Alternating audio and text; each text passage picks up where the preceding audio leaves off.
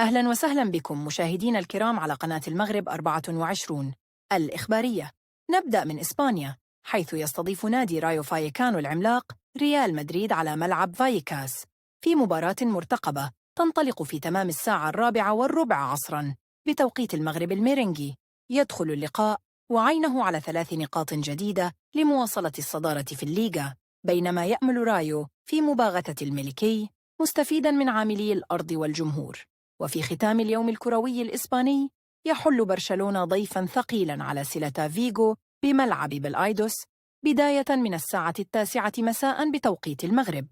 أبناء فليك يبحثون عن استعادة توازنهم بعد نتائج متذبذبة، فيما يسعى سيلتا لتحقيق المفاجأة أمام أحد كبار الليغا.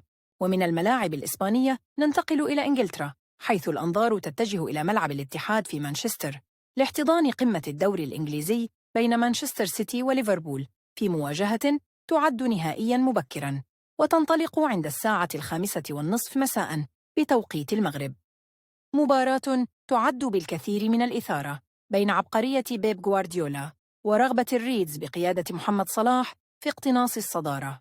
يوم كروي حافل إذن بين الليغا والبريمير ليج، فتابعونا على قناة المغرب 24 لمواكبة كل التفاصيل والتحاليل بعد نهاية المباريات. إلى هنا مشاهدينا، كانت هذه أبرز مواعيد اليوم الكروي. دمتم في أمان الله.